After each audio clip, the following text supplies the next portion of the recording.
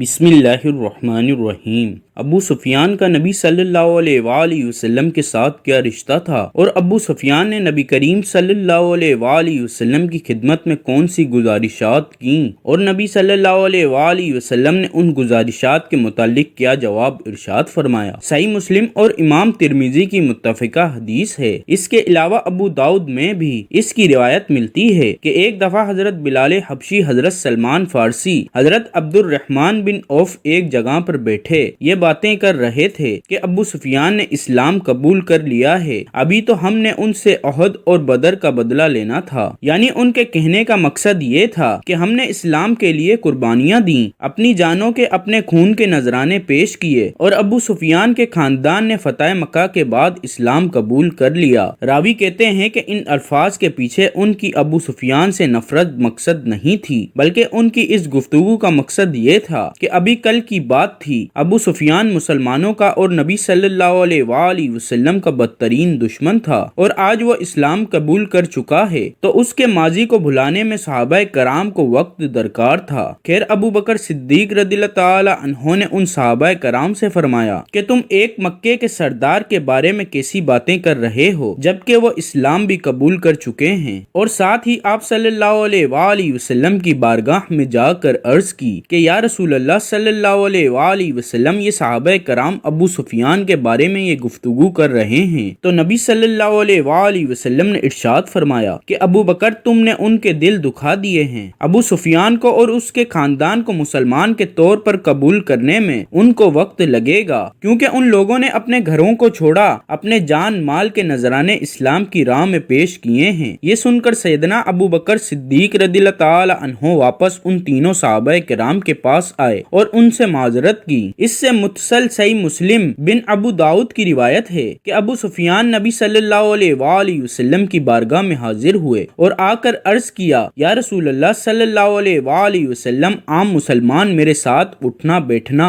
اور بات کرنا پسند نہیں کرتے، ان کے پیش نظر میرا ماضی ہے، میری آپ سے کچھ گزارشات ہیں، اگر آپ ان کو قبول فرما لیں تو شاید ان مسلمانوں کے دل میں میرے لیے محبت پیدا ہو جائے اور نفرت کم ہو جائے۔ آپ صلی اللہ علیہ وآلہ وسلم نے ارشاد فرمایا کیا گزارشات ہیں؟ ابو سفیان نے کہا کہ میری بیٹی کے ساتھ آپ نکاح فرما لیں، میرے بیٹے معاویہ کو اپنا کاتب و خدمتگار مقرر فرما دیں اور مجھے کسی جہادی گروہ کے ساتھ بھیج دیں تاکہ جیسے میں اسلام کے خلاف جنگ لڑتا تھا ایسے ہی میں اسلام کی راہ میں جہاد کرتا رہوں اور اپنی جان قربان کر دوں۔ امام طبری اور امام غزالی فرماتے ہیں کہ نبی صلی اللہ علیہ وآلہ وسلم کی مبارک فطرت اور عادت تھی کہ آپ کبھی کسی کو انکار نہیں کرتے تھے، چنانچہ آپ صلی اللہ علیہ وآلہ وسلم نے ابو سفیان کی تینوں گزارشات کو قبول فرمایا اور ان کی صاحبزادی کے ساتھ نکاح فرمایا، امیر معاویہ کو اپنا کاتب مقرر فرما دیا اور ابو سفیان کو ایک جہادی لشکر کا سپہ سالار بنا کر بھیج دیا۔ ابو سفیان رضی اللہ تعالی عنہ کا نسب مبارک 34 پشت میں جا کر نبی کریم صلی اللہ علیہ وآلہ وسلم سے مل جاتا ہے۔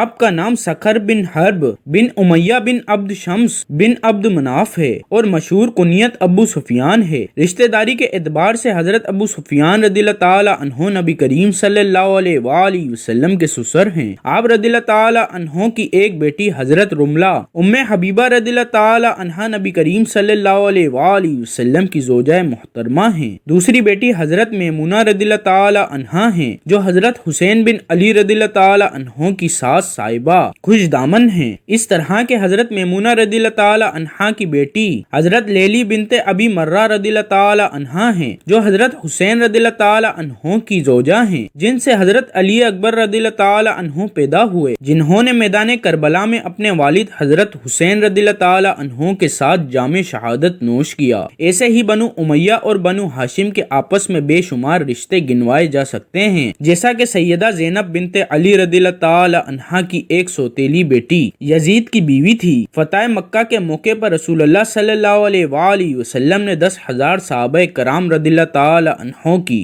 معیت میں مکے سے کچھ پہلے مر الزران نامی مقام پر پڑاؤ ڈالا۔ قریش کو اس کی خبر ہوئی تو انہوں نے ابو سفیان اور کچھ لوگوں کو بغرض تجسس بھیجا۔ ابو سفیان سے ایک شخص نے کہا کہ شاید یہ بنو خزاعہ کے لوگ ہیں جو بدلہ لینے آئے ہیں۔ ابو سفیان نے کہا نہیں، ان کے پاس اتنے لوگ کہاں، جبکہ ادھر دوسری طرف معاملہ یہ تھا کہ حضرت عباس رضی اللہ تعالی عنہ فرماتے ہیں میں مسلمانوں اور ان کے لشکر کی حالت کو دیکھ کر سمجھ گیا کہ اگر رسول اللہ صلی اللہ علیہ وآلہ وسلم نے جنگ کے ساتھ مکے کو فتح کیا تو قریش کی خیر نہیں، ہاں اگر کسی طریقے سے قریش کو خبر ہو جائے اور وہ آ کر امن میں داخل ہو جائیں تو بہتر ہے۔ اسی فکر میں نکلا کہ چند آدمیوں کی آوازیں میرے کانوں میں پڑی۔ یہ لوگ تجسس کی غرض سے آئے ہوئے تھے جن میں ابو سفیان بن حرب بھی تھے۔ میں نے ان کو پہچان لیا۔ ابو سفیان نے مجھ سے لشکر کا حال معلوم کرنا چاہا تو میں نے کہا رسول اللہ صلی اللہ علیہ وآلہ وسلم 10,000 کے لشکر کے ساتھ تشریف لائے ہیں۔ ابو سفیان نے کہا کہ پھر مجھے کیا کرنا چاہیے؟ میں نے کہا کہ خدمت اقدس میں حاضر ہو کر امان حاصل کر لو۔ چنانچہ میں ابو سفیان کو سواری پر بٹھا کر لے چلا۔ راستے میں حضرت عمر رضی اللہ تعالی عنہ نے دیکھ لیا تو فرمانے لگے الحمدللہ، آج ابو سفیان کسی معاہدے کے بغیر ہی قابو میں آ گئے، مگر میں نے بہت جلدی سے ابو سفیان کو خدمت نبوت میں حاضر کیا۔ پیچھے سے حضرت عمر رضی اللہ تعالی عنہ بھی تشریف لے آئے اور عرض کی اجازت دیجیے میں ابو سفیان کی گردن مار دوں، مگر آپ صلی اللہ علیہ وآلہ وسلم نے ان کو امان عطا فرمایا۔ دوسرے دن ابو سفیان حاضر خدمت ہوئے اور صدقے دل سے ایمان لا کر